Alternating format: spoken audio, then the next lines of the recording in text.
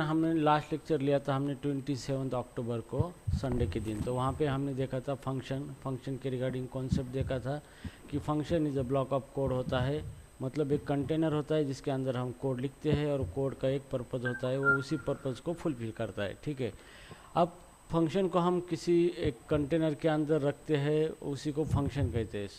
मतलब जो भी कोड है हम कोड को एक फंक्शन के अंदर रखते हैं, मतलब एक कंटेनर के अंदर रखते हैं, तो उसी को एक फंक्शन कहा जाता है। और जब चाहे तब उस कोड को हम बार बार रीयूज़ कर सकते हैं, बार बार रन कर सकते हैं। तो that concept is nothing but the function. So function को टेक्निकली कहा जाए तो function structuring and organising a code. तो कोड को एक स्ट्रक्चर प्रोवाइड करता है और कोड को ऑर्गेनाइज करता है, मतलब प्रॉपर तरीके से एक कंटेनर में रखता है और उस कोड को एग्जीक्यूट करता है। उसके बाद function provide a way to organise code and reuse that code whenever is required. तो फंक्शन का पर्पज़ ये होता है कि कोड को लिखना, उसके अंदर रखना और जब चाहे तब उसको एग्जीक्यूट करना। ठीक है, तो फंक्शन का सिंटैक्स देखा था हमने, यहाँ पे फंक कीवर्ड यूज़ करना है और फंक्शन नेम और लिस्ट ऑफ पैरामीटर देना है उसके अंदर, और यहाँ पे बॉडी ऑफ फंक्शन है। ठीक है, इसको हम ब्लॉक ऑफ कोड भी कहते हैं। ठीक है, तो अभी हम फंक्शन को देखेंगे अच्छी तरीके से, जो पढ़ा था हमने थ्योरी में, अभी उसका पूरा प्रैक्टिकली देखेंगे किस तरीके से चीज़ें हैं। ओके, सो अभी मैं यहाँ पे गोलैंग का एक प्रोजेक्ट बनाता हूँ। यहाँ पे न्यू फोल्डर बनाता हूँ मैं अभी, न्यू फोल्डर, और यहाँ पे नाम देता हूँ फंक्शंस। ठीक है, तो ये नाम दिया मैंने, इसको ओपन करना है VS कोड के अंदर। तो अभी हमें ओपन करना है विजुअल स्टूडियो कोड के अंदर इसको इस तरीके से। ओके, ये हमारा ओपन हो चुका है। तो सबसे पहले आपको यहाँ पे क्या करना है, यहाँ पे टर्मिनल ओपन करना है, न्यू टर्मिनल पे जाना है। यहाँ पे टर्मिनल ओपन हो चुका है आपका। ओके, अब न्यू टर्मिनल ओपन होने के बाद यहाँ पे आपको मॉड्यूल क्रिएट करना है, मॉड्यूल। ओके, तो यहाँ पे मॉड्यूल क्रिएट करना है तो कमांड देनी है गो मॉड इनिट, और मॉड्यूल का नाम देना है जैसे कोड लैंग्स मॉड्यूल है, और एंटर कर देना है। तो यहाँ पे देखो ये यहाँ पे मॉड्यूल मेरा क्रिएट हो चुका है। ठीक है, तो ये मॉड्यूल क्रिएट करना बहुत ज़रूरी होता है ताकि आपका प्रोग्राम फाइनली एक सिंगल मॉड्यूल के अंदर पैकेज होकर डिप्लॉय होता है। ठीक है, इतना हो चुका है। अभी आपको क्या करना है, एक मेन फाइल बनानी है प्रोग्राम रन करने के लिए, main.go। ठीक है, अब इसके अंदर आपको कोडिंग लिखनी है, यहाँ पे मेन फंक्शन लिखना है आपको मेन पैकेज के अंदर, पैकेज यहाँ पे मेन, और यहाँ पे फंक मेन, ये ज़रूरी है, ये प्रोग्राम स्ट्रक्चर है गोलैंग का। तो यहाँ से आपका प्रोग्राम क्या होता है, गोलैंग का प्रोग्राम स्टार्ट होता है। ठीक है, तो ये है मेन फंक्शन, और यहाँ से आपका प्रोग्राम रन होना स्टार्ट होता है। ठीक है, अगर मैं इसके अंदर मैसेज प्रिंट करूँ तो fmt पैकेज है .println मेथड है println, और यहाँ पे मैसेज दे देंगे हम welcome in Golang function. Okay, welcome in Golang function, control S कर दिया मैंने यहाँ पे। तो यहाँ पे ये एरर दिखा रहा है अभी गोलैंग, यहाँ पे थोड़ा सा गोलैंग का जो कॉन्फ़िगरेशन हो रहा है यहाँ पे तो गोलैंग कॉन्फ़िगर हो रहा है, इसलिए यहाँ पे एरर दिखा रहा है। तो ये थोड़ा टाइम लेगा क्योंकि VS कोड के अंदर पूरे कॉन्फ़िगरेशन और एक्सटेंशन एक्टिव होने के लिए थोड़ा सा समय लेता है यहाँ पे। ओके, तो यहाँ पे पैकेज में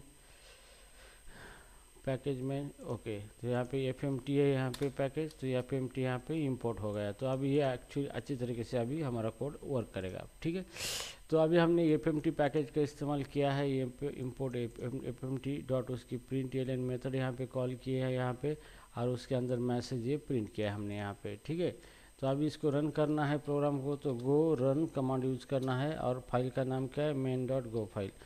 ओके, तो जैसे दोगे तो यहाँ पे गो रन main.go फाइल, तो यहाँ पे क्या आया है, main.1 expected package found end of file hair, just 1 second. Okay, ये गो प्रोग्राम है, सब कुछ तो ठीक है, मॉड है यहाँ पे, main.go फाइल है यहाँ पे, main fmt प्रिंट। ओके, तो फिर से इसको रन करेंगे, कंट्रोल C करके cls go run main.go file. ठीक है, तो यहाँ पे 1.1 यहाँ पे expected package found EOF, message दे देंगे welcome in Golang, control S कर देंगे इसको, और इसको अभी रन करना है यहाँ पे। तो यहाँ पे सेम कमांड यूज़ करनी है, गो रन मेन डॉट गो। तो आपका ये मेन फंक्शन यहाँ पे रन करेगा println फंक्शन को, और आउटपुट में आएगा वेलकम इन गोलैंग। तो यहाँ पे आउटपुट आ चुका है आपका वेलकम इन गोलैंग। ठीक है, इतना तो ठीक है। अभी हमें इसको हटा देना है। अभी हमें खुद का फंक्शन क्रिएट करना है। ठीक है, तो मैं यहाँ पे सिंपल फंक्शन क्रिएट करूँगा, ग्रीटिंग फंक्शन। तो आपको यूज़ करना है फंक्शन का नाम देना है ग्रीटिंग, आप कोई भी नाम दे सकते हो, यहाँ पे ब्रैकेट और फंक्शन, ये आपका फंक्शन तैयार हो गया। तो ये एक ब्लॉक क्रिएट किया गया है, एक कंटेनर बनाया है, और इसके अंदर मैं कोड करूँगा fmt.println और यहाँ पे मैसेज दे दूँगा वेलकम इन गोलैंग। ठीक है, तो यहाँ पे ये मेरा फंक्शन क्रिएट किया है मैंने, तो ओपन बॉडी और ये क्लोज बॉडी फंक्शन की, जिसके अंदर मैंने ये कोड लिखा है। तो ध्यान में रखना है कि फंक्शन का पहला नाम कैपिटल रखना है, ताकि ये इस पैकेज के बाहर भी एक्सेस हो सके। ठीक है, तो यहाँ पे ये फंक कीवर्ड यूज़ किया है, फंक्शन का नाम दिया है, इसके अंदर पैरामीटर कुछ नहीं है, ये बॉडी है, और यहाँ पे हमने कोड लिखा है। अभी ये फंक्शन अभी रन नहीं होगा, इसको रन करना है तो मुझे इस फंक्शन को कॉल करना पड़ेगा। कॉल करने के लिए फंक्शन का नेम लेना है आपको, और ब्रैकेट देना है इसको बस। जैसे भी ये मेन फंक्शन कॉल होगा, ये इसको कॉल करेगा, ये डायरेक्टली इसको कॉल करके उसका कोड रन करेगा यहाँ पे। ठीक है, तो आउटपुट में क्या मिलेगा आपको, वेलकम इन गोलैंग। तो हेयर मैं इसको अभी रन कर देता हूँ, यहाँ पे cls go run main dot go file. जैसे मैंने इसको रन कर दिया तो मेरा फंक्शन यहाँ पे रन हो चुका है, वेलकम इन गोलैंग। ठीक है, तो इसी कोड को मुझे बार बार कॉल करना है, रन करना है, तो मैं बार बार इसी फंक्शन को बार बार कॉल करूँगा इस तरीके से, ताकि आपको क्या होगा, एक ही कोड को आप बार बार रीयूज़ कर सकोगे। ठीक है, तो मैंने इस फंक्शन को 4 बार कॉल किया है, तो इसका मतलब ये कोड कितनी बार रन होगा, 4 बार ये कोड रन होगा। ठीक है, तो चलो इसको मैं फिर से रन करता हूँ इस तरीके से। जैसे रन करूँगा यहाँ पे देखो 4 बार वो कोड रन हो चुका है। तो that's the power of the function, कि आप एक कोड को मल्टीपल टाइम रीयूज़ कर सकते हो, बार बार उसको कॉल कर सकते हो, बार बार उसको यूज़ कर सकते हो यहाँ पे। तो सॉफ्टवेयर इंजीनियरिंग प्रिंसिपल ये कहता है कि सॉफ्टवेयर इंजीनियरिंग प्रिंसिपल का मतलब ये होता है कि सॉफ्टवेयर इंजीनियरिंग प्रिंसिपल ये कहता है कि कोई भी कोड, एक कोड आपको लिखना यूज़ करना है मल्टीपल टाइम, तो बार बार सेम कोड लिखना नहीं है आपको, एक ही बार एक कोड लिखना है और उसी को बार बार यूज़ करना है। ओके, तो इसके लिए आपको यहाँ पे फंक्शन की ज़रूरत पड़ती है, फंक्शन लिखने पड़ते हैं। ओके, तो ये हो गया आपका सिंपल फंक्शन। आपने यहाँ पे फंक्शन क्रिएट किया है ये, और इस फंक्शन को आपने बार बार कॉल किया है, मतलब एग्जीक्यूट किया है, ताकि आप उस कोड को रन कर सके जब चाहे तब। ठीक है, अगर यहाँ पे मैं इसको कॉल नहीं करूँगा यहाँ पे, तो ये फंक्शन मेरा रन नहीं होगा। ये कब रन होगा, जब आप उसको कॉल करोगे। और कॉल कब करोगे, कॉल कैसे करोगे, फंक्शन और फंक्शन ब्रैकेट। ओके, तो इस तरीके से आप फंक्शन को कॉल करोगे। ठीक है, सो राइट नाउ यहाँ पे हमने देखा है अभी फंक्शन किस तरीके से बनाना है। यहाँ पे सिंपल फंक्शन ये हमने देखा था। ओके, तो अभी हमने देखा था यहाँ पे ये फंक्शन विथ पैरामीटर देखा था हमने, basic syntax of function, identifier. Okay, function call देखा था हमने उस दिन। सो हियर अभी हम देखेंगे no parameter no return value. ठीक है, इसका मतलब ये है कि ये जो फंक्शन है यहाँ पे कोई पैरामीटर नहीं है, और ये फंक्शन कोई रिटर्न वैल्यू नहीं कर रहा है। ठीक है, तो इस फंक्शन को हम कहते हैं no parameter no return value, no parameter no return value. ठीक है, तो इस टाइप का जो भी फंक्शन होता है वो no parameter no return value. ठीक है, अभी हम फंक्शन लिखेंगे parameter no return value, parameter no return value.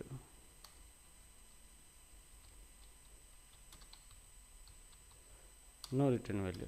ठीक है, तो अभी हम एक फंक्शन लेंगे, वो पैरामीटर लेगा, उसको हम एक वैल्यू पास करेंगे, और वो फंक्शन उसके ऊपर ऑपरेशन करेगा। तो मान लो कि स्क्वायर फंक्शन हम क्रिएट करेंगे, तो यहाँ पे फंक कीवर्ड यूज़ करना है, फंक्शन का नाम हमने स्क्वायर दिया है यहाँ पे, और यहाँ पे पैरामीटर एक नम लेंगे जो कि इंटीजर टाइप का होगा। तो ये हो गया पैरामीटर, और फंक्शन की बॉडी यहाँ पे ले ली। ठीक है, तो यहाँ पे ये फंक्शन हमने बना लिया है, ये इसको फंक्शन स्क्वायर नाम का फंक्शन है, और उसको हम एक नम नाम का इंटीजर वेरिएबल है उसके अंदर डिक्लेयर किया है, इसी को फंक्शन पैरामीटर कहते हैं। तो एक पैरामीटर दिए और ये फंक्शन क्या करेगा, एक नंबर लेगा और उसी का स्क्वायर प्रिंट करेगा। तो यहाँ पे fmt डॉट println और यहाँ पे हम स्क्वायर करेंगे नम इंटू नम, जो नंबर पास किया था उसी का स्क्वायर कर देंगे नम इंटू नम। तो नम इंटू नम करने के बाद हमें उस नंबर का स्क्वायर मिलता है, तो उसी नंबर को उसी नंबर से क्या करना है, हमें मल्टीप्लाई करना है। ठीक है, तो ये जो फंक्शन है इसे कहा जाता है पैरामीटर नो रिटर्न वैल्यू। मतलब इसके अंदर हमने एक पैरामीटर डिक्लेयर किया है लेकिन कोई वैल्यू रिटर्न नहीं कर रहा है, और ये फंक्शन क्या काम करेगा, स्क्वायर प्रिंट करने का काम करेगा। ठीक है, अब इस फंक्शन हमने बनाया है तो ये फंक्शन अभी रन नहीं होगा। ओके, रन नहीं होगा। ये रन कब होगा, जब हम इसको खुद कॉल करेंगे तब जाके ये रन होगा। ठीक है, तो इसको खुद कॉल करना है हमें, तो फंक्शन का नाम लेना है स्क्वायर, और यहाँ पे एक पैरामीटर है यहाँ पे, तो इसी को एक वैल्यू पास करनी पड़ेगी। मैं 5 पास करूँगा, तो इसी को आर्गूमेंट बोलते हैं। तो यहाँ पे फंक्शन डिक्लेयर करते वक्त जो वेरिएबल डिक्लेयर किया जाता है फंक्शन की ब्रैकेट के अंदर, उसको पैरामीटर कहते हैं, और उस पैरामीटर को जो वैल्यू हम पास करते हैं फंक्शन कॉल करते वक्त उसी को आर्गूमेंट कहते हैं। तो इंटरव्यू में आपको ये क्वेश्चन पूछा जाएगा कि what is mean by parameter and what is mean by argument. तो this is called as the parameter and 5 ये आर्गूमेंट है। ठीक है, तो चलो स्क्वायर फंक्शन को हमने कॉल किया है, जैसे कॉल किया है ये फंक्शन रन होगा और ये 5 वैल्यू चली जाएगी नम के अंदर, और इसके अंदर नम इंटू नम क्या होगा, स्क्वायर प्रिंट होगा। ठीक है, तो इस तरीके से चलो अब इस प्रोग्राम को रन करेंगे हम। यहाँ पे गो run main dot go file, और आउटपुट हमारा आ जाएगा यहाँ पे 25। ठीक है, 25 हमारा आउटपुट आ चुका है यहाँ पे। ठीक है, तो अभी हम यहाँ पे दूसरी वैल्यू दे देंगे, यहाँ पे 6 दे देंगे। तो ये फंक्शन क्या करेगा, अभी 6 का स्क्वायर निकाल के दे देगा हमें। तो here go run main dot go यहाँ पे 36। ठीक है, तो यहाँ पे इस तरीके से हमने फंक्शन बनाया है, और मैं ये फंक्शन को बार बार कॉल करूँगा अलग अलग वैल्यू देके, तो अलग अलग उतनी बार ये फंक्शन रन होगा। ये 2 का स्क्वायर, यहाँ पे ये 5 पास कर दिया मैंने, और ये 7 पास कर दिया। तो ये कितनी बार कोड रन होगा, ये हमारा जितनी बार फंक्शन को हमने कॉल किया उतनी बार, और जो जो वैल्यू पास की है उसी का ही स्क्वायर हमें मिलेगा। ठीक है, तो पहले 6 का स्क्वायर आएगा, फिर 2 का, फिर 5 का, फिर 7 का। ठीक है, तो बार बार आप उस कोड को रीयूज कर पा रहे हो जब चाहे तब। So that is the power of the function. Okay, तो यहाँ पे देखो पहला स्क्वायर आया है 6 का, फिर 2 का, फिर 5 का, फिर 7 का स्क्वायर यहाँ पे आ चुका है। तो एक ही कोड को आप मल्टीपल टाइम क्या कर रहे हो, अलग अलग आर्गुमेंट पास करके अलग अलग रिजल्ट निकाल रहे हो। आप कोड चेंज नहीं कर रहे हो, सिर्फ उसकी वैल्यू चेंज कर रहे हो, और बेस्ड ऑन दैट वैल्यू वो सेम ही कोड बार बार एग्जीक्यूट हो रहा है और आप उसका आउटपुट ले रहे हो। तो यही तो बेनिफिट होता है कि फंक्शन यूज़ करने का। ठीक है ना, उसके बाद हमने देखा था यहाँ पे no parameter return value. Okay, अभी ये जो फंक्शन है ये पैरामीटर नहीं लेगा लेकिन एक वैल्यू रिटर्न करेगा। ठीक है, जैसे अभी हम फंक्शन क्रिएट करते हैं, फंक्शन जैसे कि फंक्शन का नाम पाई रखते हैं। ओके, और ये कोई पैरामीटर नहीं लेगा लेकिन एक वैल्यू रिटर्न करेगा, रिटर्न, और रिटर्न 3.14। ठीक है, यहाँ पे अभी फंक्शन जब भी लिखते हैं हम, तो ये फंक्शन जो वैल्यू रिटर्न करेगा उसका रिटर्न टाइप हमको लिखना पड़ेगा, जैसे कि फ्लोट 64। तो यहाँ पे फंक्शन का नाम फंक कीवर्ड है, फंक्शन का नाम पी आई है, कोई पैरामीटर नहीं है, और ये फंक्शन क्या रिटर्न करने वाला है, फ्लोट टाइप की वैल्यू। और रिटर्न क्या करना है, हम ये फ्लोट टाइप की वैल्यू रिटर्न कर रहे हैं, जैसे 3.14। तो यहाँ पे आप जो चाहे वो रिटर्न कर सकते हैं। तो मुझे अगर प्रोग्राम के अंदर पाई की वैल्यू लेनी है तो मैं एक फंक्शन क्रिएट करूँगा यहाँ पे, और फंक्शन के अंदर रिटर्न करूँगा एक पाई की वैल्यू, और इसी को बार बार यूज़ करूँगा मैं मेरे प्रोग्राम के अंदर। ठीक है, तो जैसे मान लो कि मैंने एक ही फंक्शन की वैल्यू बार बार यूज़ की है, तो अगर मुझे चेंज करना है तो सिर्फ मैं यहाँ पे चेंज करूँगा तो सबकी जगह पे चेंज रिफ्लेक्ट होगा। ठीक है, तो यहाँ पे फंक्शन बनाया है, फंक्शन का नाम है पी आई, और वो रिटर्न करेगा फ्लोट 64 टाइप का डेटा, और रिटर्न 3.14 डेटा मैंने रिटर्न किया है। अभी मैं इसको, अभी एक चीज़ ध्यान में रखना है आपको, जब भी कोई फंक्शन रिटर्न करता है तो कॉल करते वक्त उससे किसी वेरिएबल के अंदर डेटा हम पे लेना पड़ता है। ठीक है, तो मैं यहाँ पे डेटा नाम का वेरिएबल लिखूँगा यहाँ पे, और फंक्शन का नाम है पी आई, पाई, ठीक है। तो यहाँ पे जैसे भी ये मेरा पी आई फंक्शन कॉल होगा, ये फंक्शन कॉल होगा, ये रिटर्न करेगा 3.14 और इसकी जगह क्या रिटर्न होगा 3.14 और ये 3.14 किसके अंदर चला जाएगा, डेटा के अंदर चला जाएगा यहाँ पे। ठीक है, अब मैं डेटा को प्रिंट करूँगा fmt.println डेटा। ठीक है, तो जैसे मैं डेटा को यहाँ पे प्रिंट करूँगा तो मुझे ये रिटर्न वैल्यू मिल जाएगी यहाँ पे। तो यहाँ पे गो मेन डॉट गो, ठीक है, तो यहाँ पे देखो वैल्यू आएगी 3.14। तो देखो 3.14 वैल्यू यहाँ पे आ चुकी है। तो आप इसको मल्टीपल बार भी डेटा ले सकते हैं यहाँ पे। तो मैं यहाँ पे वैल्यू चेंज कर देता हूँ, यहाँ पे 30.65 वैल्यू यहाँ पे देता हूँ। तो अभी वैल्यू रिटर्न होगी 30.65 एंड फिर मैं रन करूँगा तो अभी आपको नई वैल्यू मिलेगी, इसको न्यू वैल्यू मिलेगी। ठीक है, तो इसको आप बार बार भी कॉल कर सकते हो।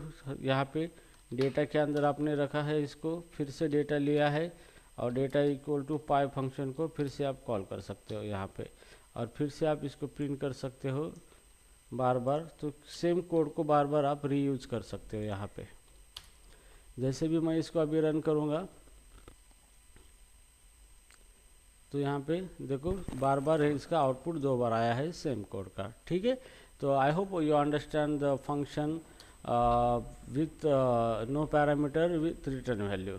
ठीक है, सो राइट नाउ अभी हम फंक्शन का और एक देखेंगे पैटर्न।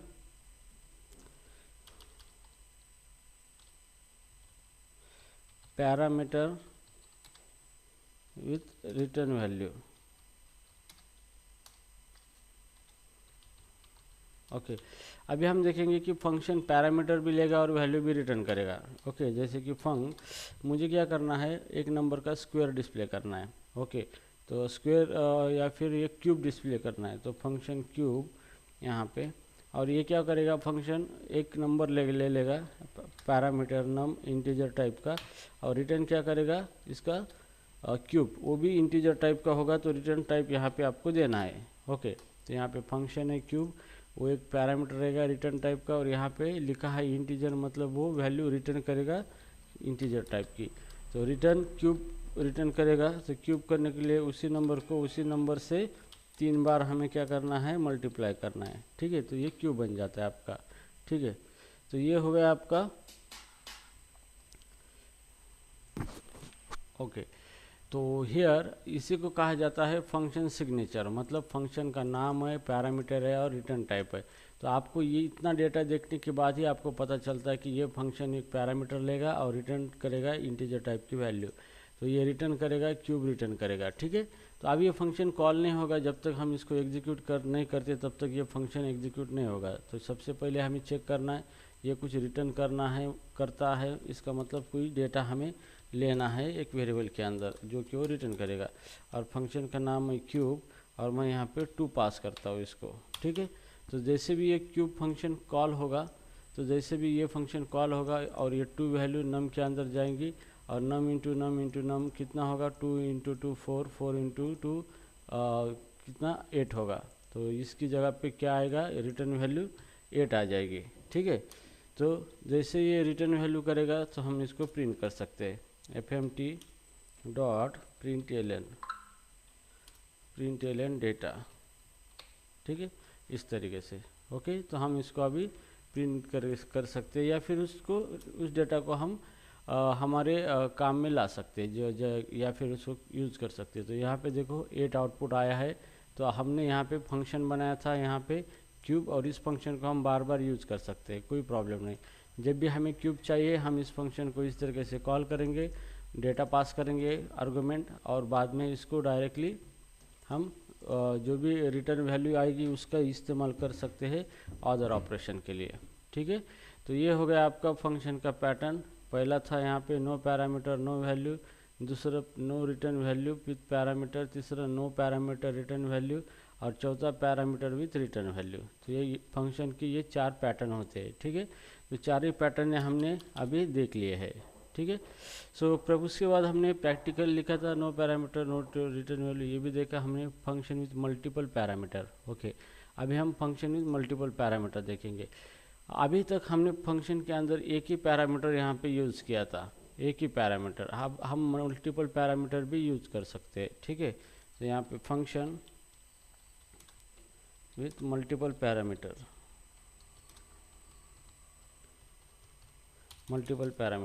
ठीक है। तो मैं अभी एक फंक्शन बनाना चाहूँगा जिसके अंदर हम क्या करेंगे, 2 नंबर का एडिशन करेंगे, ठीक है, 2 नंबर का। तो यहाँ पे हम एडिशन करेंगे 2 नंबर का फंक। उसके बाद आपका डिसीजन मेकिंग एंड लूपिंग हुआ है ना, फॉर लूप वगैरह हुआ है ना आपका? हाँ सर, हाँ सर। ओके, ठीक है। तो यहाँ पे फंक एडिशन और यहाँ पे 2 नंबर डिक्लेयर करूँगा मैं यहाँ पे num1 कॉमा num2, और दोनों का टाइप क्या है, इंटीजर यहाँ पे, ठीक है। और इसके अंदर यहाँ पे मैंने मल्टीपल पैरामीटर डिक्लेयर किए हैं, तो आप मल्टीपल पैरामीटर भी डिक्लेयर कर सकते हो, ठीक है। तो यहाँ पे मैंने 2 पैरामीटर एक ही टाइप किए, इसलिए मैंने कॉमा देके एक ही टाइप के पैरामीटर लिखे हैं। अगर अलग अलग टाइप की है तो यहाँ पे आप उसका अलग अलग डेटा टाइप मेंशन कर सकते हो, ठीक है। तो एडिशन का ये प्रोग्राम है, इसको 2 नंबर पास करेंगे और ये एडिशन उसका प्रिंट करेगा। तो fmt डॉट println और इसका एडिशन करेगा num1 plus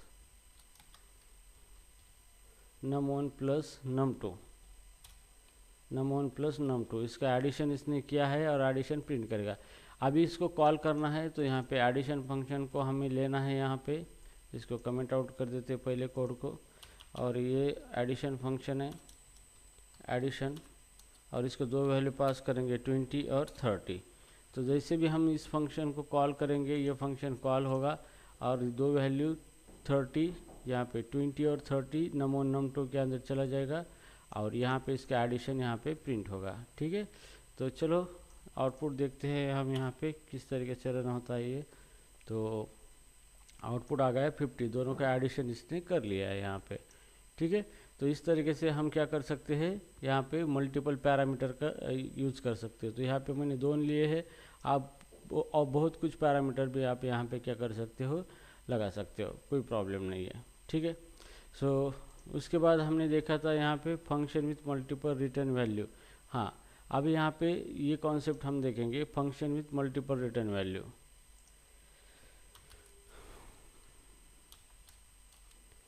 function with multiple return value,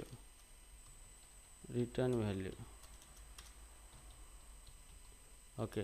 तो अभी तक हमने ये देखा था कि फंक्शन एक ही वैल्यू रिटर्न करता था, यहाँ पे देखा था कि रिटर्न सिंगल वैल्यू वो रिटर्न करता था। अभी हम फंक्शन मल्टीपल वैल्यू रिटर्न करता है गोलैंग के अंदर। अदर प्रोग्रामिंग के अंदर अभी तक जो देखा है जावा या पाइथन, यहाँ पे एक ही फंक्शन एक ही वैल्यू रिटर्न करता है, लेकिन गोलैंग के अंदर फंक्शन मल्टीपल वैल्यू को क्या कर सकता है, रिटर्न कर सकता है, ठीक है। तो मैं यहाँ पे एक फंक्शन बनाऊंगा, यहाँ पे फंक और यहाँ पे स्क्वायर यानी क्यूब नाम से एक फंक्शन बनाऊंगा। ये 2 नंबर लेगा यहाँ पे, जैसे num1 कॉमा num2, दोनों भी इंटीजर टाइप के होंगे और ये फंक्शन स्क्वायर एंड क्यूब दोनों को रिटर्न करेगा, इंटीजर टाइप का कॉमा इंट। तो यहाँ पे ये क्या करेगा, मल्टीपल वैल्यू रिटर्न करेगा। तो यहाँ पे देखना है हमें, स्क्वायर क्यूब नाम का फंक्शन का नेम है जिसके पैरामीटर है num1 num2 इंटीजर टाइप के, और वो रिटर्न करेगा 2 वैल्यू। यहाँ पे दोनों वैल्यू का डाटा टाइप क्या है, इंटीजर, तो दोनों ही इंटीजर टाइप की वैल्यू वो क्या करेगा, रिटर्न करेगा। तो इतना देखने के बाद ही आपको समझ में आना चाहिए कि ये फंक्शन क्या काम करने वाला है, ठीक है। तो ये फंक्शन है दो वैल्यू लेने वाला है और 2 वैल्यू रिटर्न करने वाला है, ओके, इंटीजर टाइप की। तो चलो यहाँ पे रिटर्न सबसे पहले हम यहाँ पे स्क्वायर बनाएंगे। तो स्क्वायर एक वेरिएबल डिक्लेयर करेंगे, num1 का स्क्वायर बनाएंगे, num1 इंटू num1 इसका स्क्वायर बनाएंगे, और दूसरा क्यूब बनाएंगे, क्यूब वेरिएबल डिक्लेयर किया है यहाँ पे num2 into num2 into num2, ठीक है।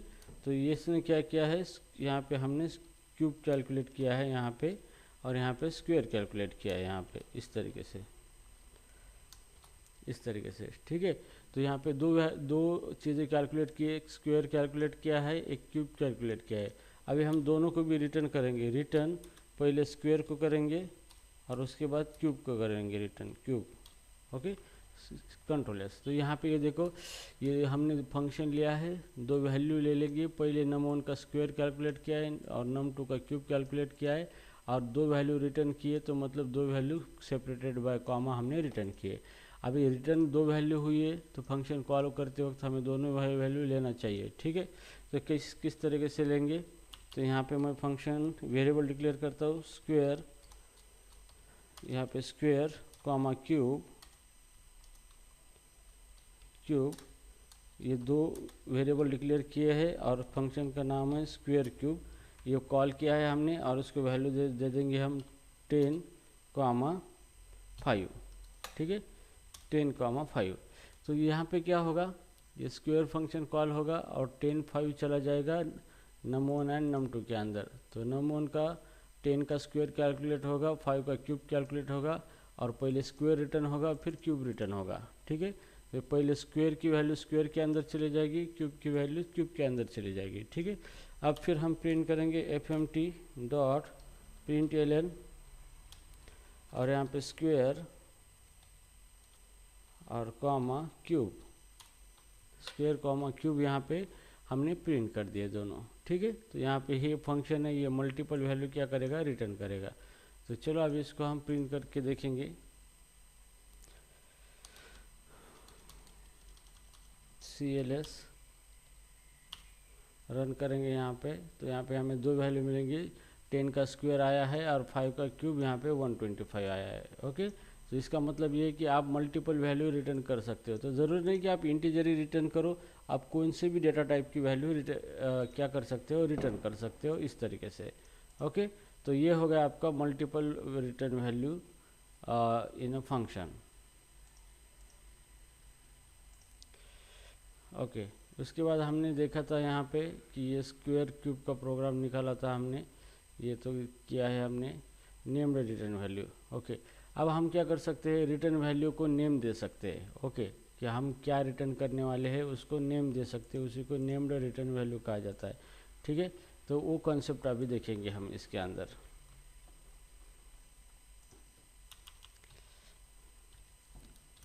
नेम्ड रिटर्न वैल्यू, जो भी वैल्यू हम रिटर्न कर रहे हैं उसको हम नेम दे सकते हैं, ठीक है। जैसे फंक, अभी फंक हम यही एग्जांपल ले लेंगे इसी फंक्शन का, ठीक है, इसी फंक्शन का एग्जांपल ले लेंगे।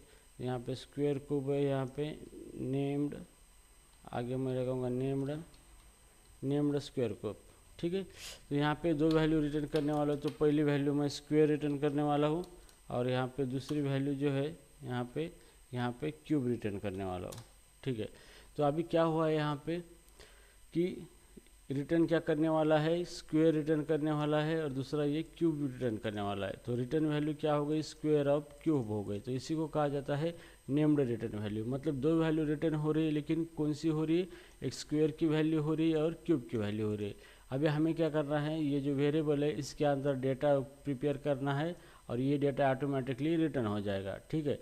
तो जैसे कि ये स्क्वायर है यहाँ पे, तो यहाँ पे स्क्वायर जो है, यहाँ पे स्क्वायर इंटीजर स्क्वायर, तो यहाँ पे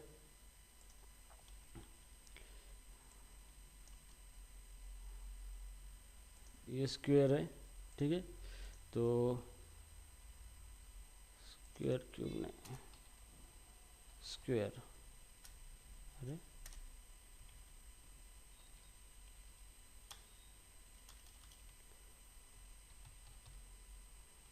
ओके, तो रिटर्न स्क्वायर वेरिएबल क्यों होने वाला है और क्यूब वेरिएबल रिटर्न होने वाला है, यहाँ पे दो वैल्यू, ठीक है।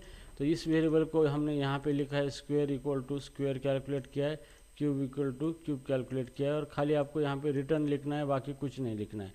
तो जैसे ऑटोमेटिकली ये रिटर्न होगा, तो ये स्क्वायर के अंदर जो वैल्यू है ये वैल्यू रिटर्न होगी, और क्यूब के अंदर ये वैल्यू है, ये वैल्यू ऑटोमेटिकली रिटर्न हो जाएगी, ठीक है। तो इस फंक्शन को अभी हमें कॉल करना है नेम्ड स्क्वायर क्यूब। तो यहाँ पे हम नेम्ड स्क्वायर क्यूब फंक्शन को कॉल करेंगे, पहली वैल्यू दे देंगे हम 20 और दूसरी वैल्यू 3 दे देंगे, ठीक है। अब ये क्या करेगा, दो वैल्यू रिटर्न करने वाला है, पहले स्क्वायर और दूसरी क्यूब करने वाला है। तो यहाँ पे वेरिएबल लिखो स्क्वायर और दूसरा है क्यूब। ओके, ये शॉर्ट हैंड वेरिएबल है यहाँ पे। तो ये पहले ये फंक्शन स्क्वायर रिटर्न करने वाला है, यहाँ पे स्क्वायर रिटर्न करने वाला है। लेकिन ज़रूरी नहीं कि ये नाम और ये नाम सेम होना चाहिए, ये कुछ भी नाम हो सकते हैं। यहाँ पे स्क्वायर के अंदर जो भी वैल्यू है वो रिटर्न होगी ऑटोमेटिकली, एंड क्यूब के अंदर जो भी वैल्यू वो रिटर्न होगी। तो रिटर्न वैल्यू हम अलग अलग वेरिएबल के नाम में भी ले सकते हैं या फिर सेम नाम भी दे सकते हैं, कोई प्रॉब्लम नहीं, ठीक है। तो यहाँ पे हमने स्क्वायर नाम दिया है, आप कौन सा भी नाम यूज़ कर सकते हो। और यहाँ पे क्यूब, तो क्यूब के अंदर क्यूब की वैल्यू चली गई, स्क्वायर के अंदर स्क्वायर की वैल्यू चली गई, ठीक है। हमने नेम्ड स्क्वायर फंक्शन कॉल किया है, उसको पास किया आर्गूमेंट 20 और 3। अब हम इस वैल्यू को प्रिंट करेंगे, fmt.println और यहाँ पे स्क्वायर प्रिंट करेंगे और यहाँ पे क्यूब प्रिंट करेंगे, ठीक है। स्क्वायर और क्यूब प्रिंट करेंगे। तो अभी हमारा ये फंक्शन है, इसने दो वैल्यू रिटर्न कर दिए यहाँ पे। तो यहाँ पे दोनों वैल्यू हमने ली है यहाँ पे, और उस दोनों वैल्यू को हमने प्रिंट किया है यहाँ पे, ठीक है। तो here cls main run main go, ठीक है। तो यहाँ पे देखो आउटपुट आ गया है, यहाँ पे 20 का स्क्वायर 400 और 3 का क्यूब आया है 27, ठीक है। तो इस तरीके से आप ये ध्यान में रख सकते हो कि एक फंक्शन है वो नेम्ड रिटर्न वैल्यू भी क्या कर सकता है, रिटर्न कर सकता है, ठीक है। तो ये सारी चीज़ें आपको पता होना ज़रूरी है। अगर आप कोई कोड देखते हो किसी अलग डेवलपर ने लिखे वाला, तो आपको कोड देख के पता चलना चाहिए कि ये क्या कॉन्सेप्ट है और ये कैसे वर्क होता है, ठीक है। तो दो चीज़ हमेशा ध्यान में रखो, how to write a code and how code is work. ये दो चीज़ आपको ध्यान में रखनी है। ये दो चीज़ ध्यान में रखने के बाद आप प्रोग्रामिंग में साउंड हो जाओगे। सिर्फ प्रोग्राम लिखने में साउंड हो जाओगे, लेकिन लॉजिक वो अलग पार्ट है। और उसके बाद data structure, algorithm, software engineering वो भी आपको सीखनी पड़ेंगी, वो अलग बात है। बट लैंग्वेज सीखने के लिए आपको दो चीज़ पे ध्यान फोकस करना है कि how to write a code and how code is a work. तो ये चीज़ बहुत इंपॉर्टेंट है, ठीक है। So moving forward, named return value हमने लिया था यहाँ पे। उसके बाद हमने यहाँ पे प्रोग्राम लिया था स्क्वायर क्यूब का सेम। अब यहाँ पे देखा है हमने वेरिडिक फंक्शन लिया था, ठीक है। वेरिडिक फंक्शन का मतलब ये होता है कि वेरिएबल नंबर ऑफ आर्गूमेंट हम क्या कर सकते हैं, फंक्शन को पास कर सकते हैं, ठीक है। मतलब यहाँ पे अभी यहाँ पे ये देखो, ये फंक्शन हमने कॉल किया है, इसको 2 और 3 पास किया है। अगर मैं दूसरा नंबर पास कर देता हूँ यहाँ पे 50, तो ये एरर देगा। ये बोलेगा कि नहीं, बोलेगा कि उसके अंदर यहाँ पे too many argument in call to name square have number 3 argument मैं पास कर रहा हूँ, लेकिन उसको क्या चाहिए, वांट इंटीजर। तो इसका मतलब ये है कि 2 पैरामीटर है तो 2 ही आर्गूमेंट पास करना चाहिए आपको, लेकिन आप ज़्यादा पास कर रहे हो। लेकिन आपको ये क्राइटेरिया हटा देना है। इसका मतलब कि आप कितने भी आर्गूमेंट पास कर सकते हो, आपको उतने डिक्लेयर करने की ज़रूरत नहीं। तो उस कंसेप्ट को आप कह सकते हो यहाँ पे वेरिडिक फंक्शन कह सकते हो। मतलब वेरिएबल नंबर ऑफ आर्गूमेंट्स आप पास कर सकते हो किसी फंक्शन को, ठीक है। तो यहाँ पे ये कॉन्सेप्ट को हमने थ्योरी में अच्छे से पढ़ा है। अब यहाँ प्रैक्टिकल में मैं आपको दिखाऊंगा वेरिडिक फंक्शन किस तरीके से बनाते हैं यहाँ पे, ठीक है। तो हियर वेरिडिक फंक्शन, तो इसका मतलब वेरिएबल आर्गूमेंट,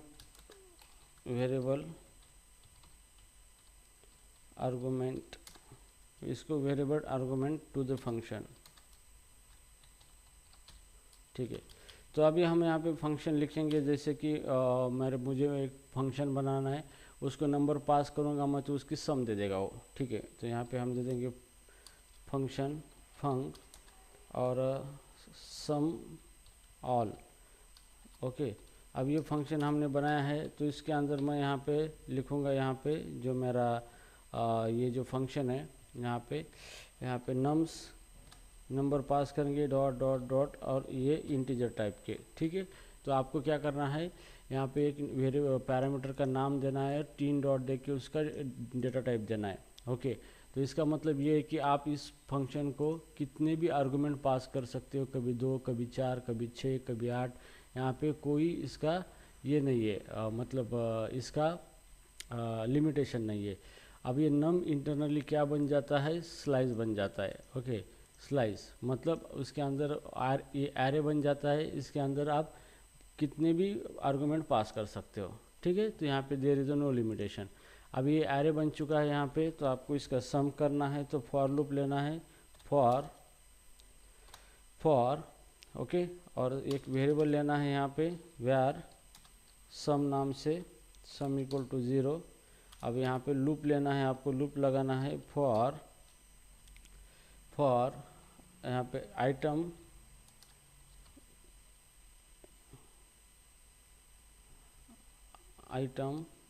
ऑफ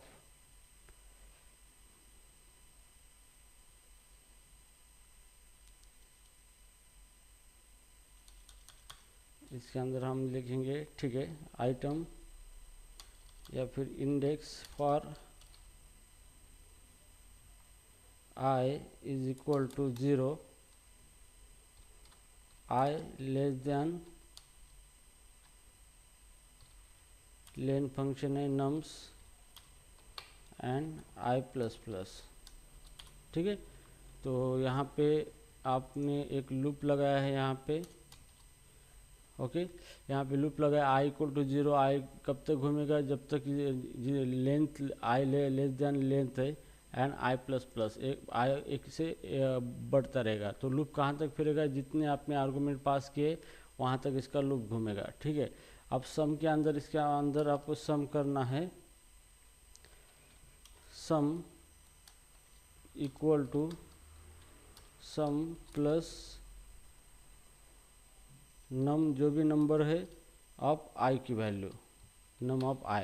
ठीक है, तो इस तरीके से आप क्या कर सकते हो, सम कैलकुलेट कर सकते हो। ठीक है, तो जैसे भी वेरिएबल सम के अंदर 0 रखा है और ये नम के अंदर ये एरे बन चुका है, तो लूप आप 0 से स्टार्ट करके नम के अंदर जितने आइटम है वहाँ तक लूप घुमाओगे और सम के अंदर प्लस करोगे नम का एक एक आइटम 0th इंडेक्स का।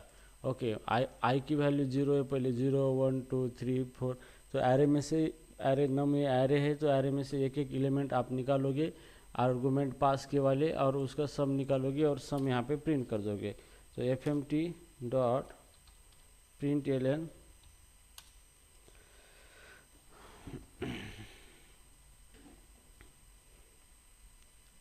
println और यहाँ पे सम यहाँ पे प्रिंट करोगे आप।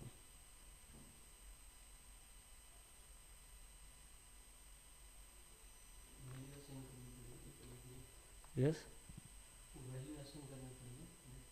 नहीं कोई नहीं, यहाँ पे कोई नहीं असाइन करने। यहाँ पे देखो सम है, सम के अंदर 0 रखा है हमने शुरू में और लूप लगाया है, जितने आर्गुमेंट्स है उतने आर्गुमेंट्स पास किए वहाँ तक लूप चलेगा और एक एक आर्गुमेंट यहाँ पे निकाला है और सम के अंदर उसकी प्लस कर दिए और फाइनली सम को प्रिंट कर दिया हमने यहाँ पे। ठीक है, तो अभी इसको हम कॉल करेंगे, इस फंक्शन को, वेरिडिक फंक्शन को। तो यहाँ पे सम ऑल नाम है इस फंक्शन का, तो कॉल करेंगे इसको सम ऑल, ये फंक्शन है सम ऑल। ठीक है, तो सम ऑल के अंदर हम कितने भी आर्गुमेंट दे सकते हैं, 10 दे सकते हैं, 20 दे सकते हैं, 30 दे दिए मैंने। ठीक है, 3 दे दिए। अब मैं इसको रन करूँगा यहाँ पे CLS। अब इसको रन करेंगे तो इसका आउटपुट 60 आना चाहिए, यहाँ पे आउटपुट 60 आ गया है। तो मैं यहाँ पे और आर्गुमेंट देना चाहूँगा, यहाँ पे कोई लिमिटेशन नहीं है। ठीक है, तो इसके अंदर और आर्गुमेंट देगा तो यहाँ पे आउटपुट आ गया इसका 60। कितना मैंने इसको सेव नहीं किया है, सेव करना पड़ेगा हर बार। तो अब यहाँ पे 60 + 50 110 आउटपुट आना चाहिए इसका 110, ये तो 110। ठीक है, तो आप बार बार इसको कॉल कर सकते हो अलग अलग आर्गुमेंट पास करके और अलग अलग वेरिएबल नंबर ऑफ आर्गुमेंट। तो इसको आप 2 भी पास कर सकते हैं और इसके अंदर आप 1 भी पास कर सकते हैं। तो इस कॉन्सेप्ट को कहा जाता है वैलिडिक फंक्शन। मतलब आप ये आर्गुमेंट वेरिएबल आर्गुमेंट पास करो, कभी ज़्यादा कभी कम, ऐसा कोई फिक्स नहीं है यहाँ पे। ठीक है, तो चलो इसको रन करके देखते हैं किस तरीके से। तो यहाँ पे 3 आउटपुट आना चाहिए, 110, यहाँ पे 30 और यहाँ पे 10, इसका सम 10 है, इसका सम 30 है और इसका 110 है। तो एक ही कोड को आपने क्या किया है, बार बार कॉल किया है by passing a variable number of argument. तो this is the purpose of the function, और आपको फंक्शन का इस्तेमाल करना है। और एक चीज़ हमेशा ध्यान रखनी है कि एक फंक्शन सिर्फ एक ही ऑपरेशन परफॉर्म करेगा। एक फंक्शन के अंदर आप मल्टीपल ऑपरेशन परफॉर्म करोगे तो वो एक स्टैंडर्ड नहीं है। मतलब सम ऑल फंक्शन है, मतलब ये सम ही करेगा, सम के अंदर ये सम मल्टीप्लिकेशन नहीं करेगा, सिर्फ सम ही करेगा। तो स्टैंडर्ड इंजीनियरिंग के हिसाब से एक function should be perform single operation, इसी को कहा जाता है high cohesion.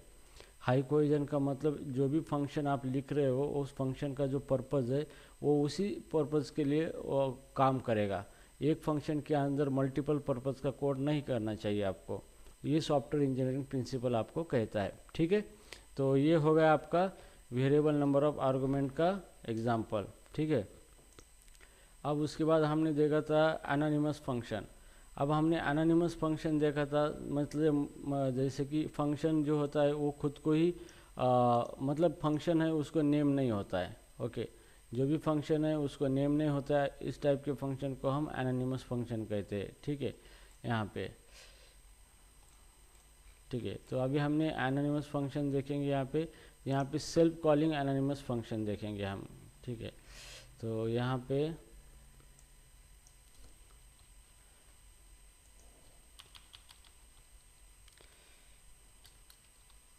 Self calling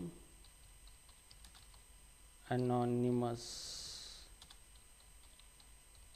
function. ठीक है, सेल्फ कॉलिंग एनोनिमस फंक्शन। तो इसका मतलब यह है कि एनोनिमस फंक्शन जो होता है उसको नेम नहीं होता है। जैसे मैं यहाँ पे फंक लिखूँगा, ये फंक लिखा है, इसको कोई नेम नहीं है, और इसके अंदर मैं लिखूँगा fmt डॉट println, मैसेज दूंगा वेलकम इन एनोनिमस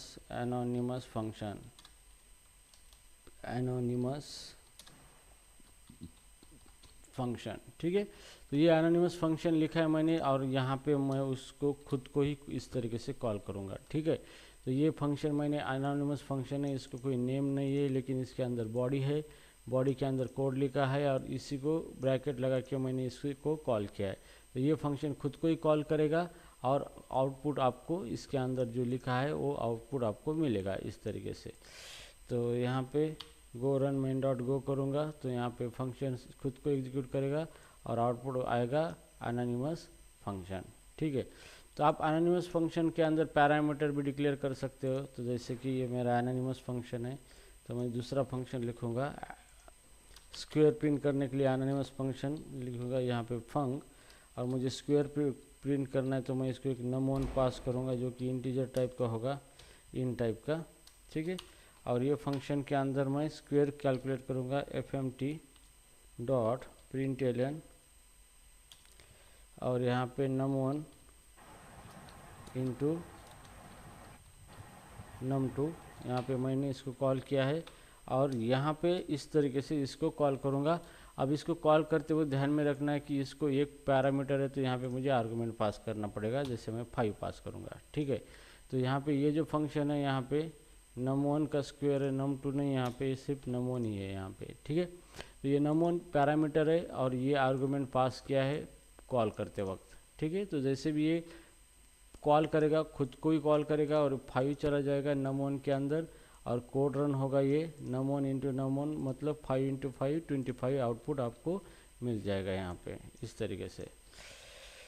तो जैसे भी आप इसको रन करोगे यहाँ पे, तो यहाँ पे देखो 25 आउटपुट आपका आ जाएगा, या फिर आप इसको 6 दे दोगे तो 36 आउटपुट आपका यहाँ पे आ जाएगा।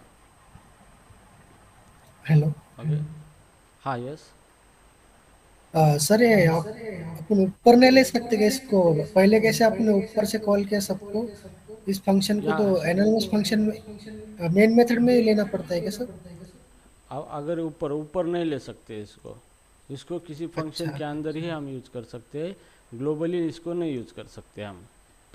अच्छा।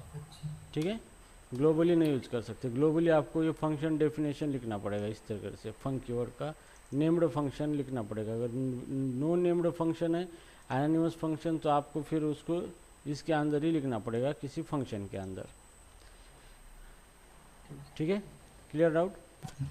yes, ओके, अभी हम देखेंगे, अभी एनोनिमस फंक्शन हम बार बार यूज़ नहीं कर सकते। एक ही बार इसको सेल्फ कॉलिंग करेगा, दूसरी बार इसको कॉल करना है तो हम नहीं कर सकते, फिर दूसरी बार इसको यूज़ करना है तो हमें नया फंक्शन ऐसा लिखना पड़ता है।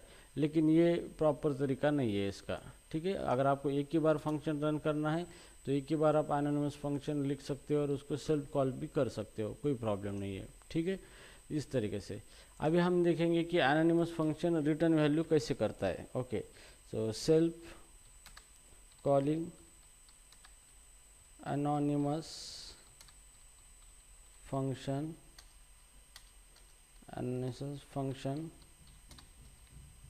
Return value. ओके, तो एनोनिमस फंक्शन यहाँ पे क्या करेगा, वैल्यू रिटर्न करेगा। ठीक है, सेल्फ कॉलिंग एनोनिमस फंक्शन, ये सेल्फ कॉलिंग एनोनिमस फंक्शन है, मतलब ये यहाँ पे ये खुद को ही कॉल कर रहा है। ठीक है, अभी हम क्या करेंगे, यहाँ पे इसी फंक्शन को हम लिखेंगे एनोनिमस फंक्शन को। ये एनोनिमस फंक्शन है, इसको एक नंबर पास करेंगे और ये रिटर्न करेगा रिटर्न स्क्वायर। तो जैसे कि num1 into num2, okay sorry num1 into num1, अभी इसका स्क्वायर क्या करेगा, ये रिटर्न करेगा। ठीक है, इसका स्क्वायर रिटर्न करेगा तो too many return values. Okay, तो यहाँ पे रिटर्न टाइप इसको लिखना पड़ेगा इंटीजर। तो ये यहाँ पे एनोनिमस फंक्शन आपने बनाया है जो एक पैरामीटर लेगा और उसका रिटर्न टाइप दिया है इंटीजर, मतलब वो क्या करेगा, एक इंटीजर टाइप की वैल्यू आपको रिटर्न करेगा और रिटर्न क्या करेगा, स्क्वायर करेगा। और ये स्क्वायर करेगा तो रिटर्न वैल्यू हम इस वेरिएबल के अंदर लिखेंगे, यहाँ पे स्क्वायर, और यहाँ पे वेरिएबल के अंदर वो वैल्यू हमने ले ली। तो जैसे भी ये वैल्यू रिटर्न करेगा ये वैल्यू इस स्क्वायर के अंदर चले जाएंगी और हम यहाँ पे आउटपुट लिखेंगे fmt डॉट println स्क्वायर। ठीक है, तो स्क्वायर को प्रिंट करेंगे तो ये जो 6 पास किया है इसका स्क्वायर ये स्क्वायर के अंदर चला जाएगा। ठीक है, तो इसको रन करेंगे हम इस तरीके से, cls go main run dot go। ठीक है, तो यहाँ पे आउटपुट आ गया 36 यहाँ पे। ठीक है, यहाँ पे अभी हम यहाँ पे 7 दे देता हूँ 7, तो आउटपुट यहाँ पे आएगा 49। इसने स्क्वायर यहाँ पे रिटर्न किया है, यहाँ पे 49।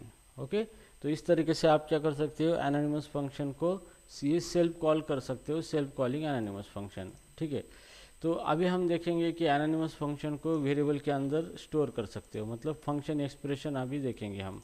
This is called as a function expression. Function expression, okay, उसी को हम कर देंगे storing function in a variable. Storing function in a variable. Okay, तो फंक्शन एक्सप्रेशन का मतलब यही होता है कि आप किसी फंक्शन को किसी वेरिएबल के अंदर स्टोर करके रख सकते हो, उसी को कहा जाता है फंक्शन एक्सप्रेशन। और इसी को कहा जाता है function is a first class object. First class object, okay, so function is a first class object. इसका मतलब ये है कि आप फंक्शन को क्या कर सकते हो, स्टोर करके रख सकते हो किसी वेरिएबल के अंदर। ओके, और फिर इसको आप बार बार यूज कर सकते हो, उसी को कहा जाता है फंक्शन एक्सप्रेशन और storing variable, storing function in variable, और function is a first class object. Okay, तो हियर जैसे कि मान लो कि मेरे पास एक फंक्शन है, यहाँ पे एक वेरिएबल लिखता हूँ, मुझे एडिशन करना है, addition. So here we are, यहाँ पे ऐड नाम का मैं एक वेरिएबल लिखता हूँ यहाँ पे, और उसके अंदर मैं फंक्शन लिखता हूँ फंक। ओके, तो ये फंक्शन यहाँ पे एनोनिमस फंक्शन लिखा है मैंने, और इसको मैं एक नंबर पास करूँगा num1 कॉमा num2, और ये दोनों भी इंटीजर टाइप के है, और ये फंक्शन क्या करेगा, एडिशन करेगा दोनों का। तो यहाँ पे fmt डॉट println और num1 प्लस num2। ठीक है। तो यहाँ पे देखो ये हमने फंक्शन बनाया है, एनोनिमस फंक्शन है और उसको स्टोर किया है किसी वेरिएबल के अंदर, ठीक है। अब इस फंक्शन को कॉल करना है तो मुझे ये ऐड का नाम लेके कॉल करना पड़ेगा, ठीक है। तो यहाँ पे ऐड, और उसको फंक्शन को कितने पैरामीटर है, 2 पैरामीटर यहाँ पे num1 num2 इसको पास करने हैं, जैसे 10 कॉमा 20, ओके। ये दोनों मैंने यहाँ पे पास किए इसको, ठीक है। तो जैसे ये 2 मैंने पास किए, डायरेक्टली ये ऐड के अंदर जो फंक्शन है ये कॉल होगा और 10 चला जाएगा num1 के अंदर, 20 चला जाएगा num2 के अंदर, और यहाँ पे उसका एडिशन प्रिंट होगा, ठीक है, इस तरीके से। तो चलो CLS और यहाँ पे गो रन मेन डॉट गो, यहाँ पे आउटपुट आ गया 30, 20 प्लस 10 इक्वल टू 30 आउटपुट आ चुका है, ठीक है, इस तरीके से, ओके। तो चाहे आप इसको रिटर्न भी वैल्यू कर सकते हो, कोई प्रॉब्लम नहीं है। यहाँ पे रिटर्न कर सकते हो, रिटर्न, और सिर्फ फंक्शन के आगे आपको लिखना है इंटीजर रिटर्न टाइप, ठीक है। तो यहाँ पे आप एनोनिमस फंक्शन को, जो हमने नेम्ड फंक्शन देखा था, multiple return value, named return value, सब चीज़ें यहाँ पे चलेगी, सिर्फ इस फंक्शन को नेम नहीं होगा, ठीक है। तो इसने रिटर्न कर दिया है num1 num2 की एडिशन। तो जैसे भी रिटर्न की किसी वेरिएबल के अंदर हम ले लेंगे रिजल्ट नाम से, वेरिएबल बनाएंगे रिजल्ट, ओके, रिजल्ट नाम से। अब ये फंक्शन जैसे भी कॉल होगा ये रिटर्न करेगा एडिशन, और रिटर्न एडिशन रिजल्ट के अंदर चले जाएगी, और हम यहाँ पे fmt println करके इसको प्रिंट कर देंगे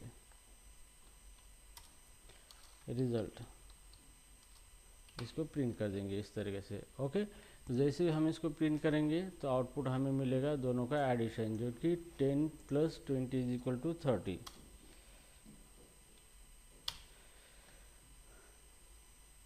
यहाँ पे 30, ठीक है। तो इस तरीके से ये एनोनिमस फंक्शन आप किसी वेरिएबल के अंदर भी रख सकते हो। अगर आपको लगता है कोई ग्लोबल वेरिएबल डिक्लेयर करना है तो मेन फंक्शन के बाहर भी आप इसको वेरिएबल डिक्लेयर करके रख सकते हो। जैसे वेरिएबल है var, जैसे मल्टीप्लिकेशन वेरिएबल है, या फिर स्क्वायर नाम का फंक्शन है स्क्वायर, ओके। वेरिएबल स्क्वायर लिखा है और इसके अंदर आप एनोनिमस फंक्शन लिख सकते हैं यहाँ पे। तो यहाँ पे हम एक नम दे देंगे इसको, आप पैरामीटर नम, जो कि इंटीजर टाइप का होगा, और इसके अंदर हम क्या करेंगे fmt स्क्वायर कैलकुलेट करेंगे, fmt डॉट प्रिंटलन, और इसके अंदर हम स्क्वायर करेंगे नम इंटू नम, ठीक है। यहाँ पे स्क्वायर इसका कैलकुलेट करेंगे, ठीक है। तो मेन फंक्शन के बाहर भी आप वेरिएबल के अंदर वेरिएबल डिक्लेयर करोगे, और वेरिएबल के अंदर आप फंक्शन यहाँ पे रख सकते हो एनोनिमस फंक्शन स्क्वायर के अंदर। तो इसी को फंक्शन एक्सप्रेशन कहा जाता है, मतलब किसी वेरिएबल के अंदर हम क्या कर रहे हैं, फंक्शन को स्टोर करके रख रहे हैं, ठीक है। अभी हमें इसको कॉल करना है, तो यहाँ पे स्क्वायर को कॉल करो आप, यहाँ पे स्क्वायर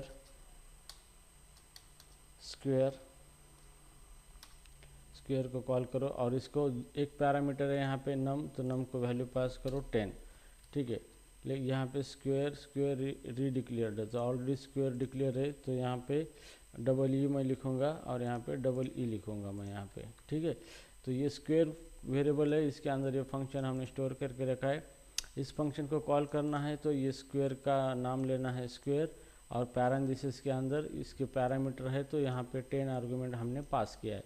जैसे पास करेंगे ये फंक्शन रन होगा, और उसके अंदर जो लिखा है ये कोड यहाँ पे एग्जीक्यूट होगा, और ये 10 वैल्यू नम के अंदर चले जाएगी, और नम इंटू नम मतलब 10 इंटू 10 100 इसका स्क्वायर डिस्प्ले होगा, ठीक है। तो इस तरीके से आप बाहर भी इसका यूज़ कर सकते हो, और आप इसको वैल्यू रिटर्न भी कर सकते हो, कोई प्रॉब्लम नहीं। मल्टीपल वैल्यू भी इसके रिटर्न कर सकते हो, कोई दिक्कत नहीं आपको, ठीक है। तो यहाँ पे 2 आउटपुट इसलिए आए कि पहले भी नीचे कोई कोड कॉल हो रहा है हमारा, ये इसको हम कमेंट आउट दे देंगे इसको, ठीक है। अभी यहाँ पे आउटपुट आएगा 100 आपका। बाकी फंक्शन के रिलेटेड सारी चीज़ें आप यूज़ कर सकते हो, named parameter, multiple return value, उसके बाद आप मल्टीपल पैरामीटर सारे आप फंक्शन एक्सप्रेशन के साथ यूज़ कर सकते हो, कोई प्रॉब्लम नहीं है, ओके। उसके बाद हमने देखा था passing argument to the anonymous function, ये भी देखा है, एनोनिमस फंक्शन रिटर्न वैल्यू, ठीक है। तो उस दिन का जो लेक्चर लिया था उसके सारा जो लेक्चर में कंटेंट हमने पढ़े थे, बहुत ज़्यादा कंटेंट पढ़े थे, वो सारे मैंने प्रैक्टिकली ले लिए। ठीक है। So from tomorrow we will start the new topic with the fresh, और उसका थ्योरी लेक्चर अंडरस्टैंड करो। ये थ्योरी बहुत इंपॉर्टेंट है। थ्योरी में आपको थोड़ा सा बोर लगेगा, लेकिन थ्योरी समझ में आई तो बाकी प्रैक्टिकल कोई बड़ी बात नहीं है। ठीक है। तो थ्योरी यहाँ पे ध्यान में रखना है, थ्योरी के ऊपर फोकस करो, मतलब कॉन्सेप्ट को अंडरस्टैंड करो। कॉन्सेप्ट अंडरस्टैंड करने के बाद फिर क्या है, आपको सिर्फ प्रोग्रामिंग रह जाती है। तो प्रोग्रामिंग कॉन्सेप्ट अंडरस्टैंड हुआ है, कोड अंडरस्टैंड हुआ है, कैसे वर्क हो रहा है, तो आपको सारी चीज़ें ध्यान में अच्छी तरह से बैठ सकती है। ठीक है। So guys, I hope you understand today's lecture here. Is there any doubt? किसी को कोई प्रॉब्लम है इस प्रैक्टिकल के अंदर, या फिर इसके अंदर किसी को कोई डाउट है इस प्रकार का?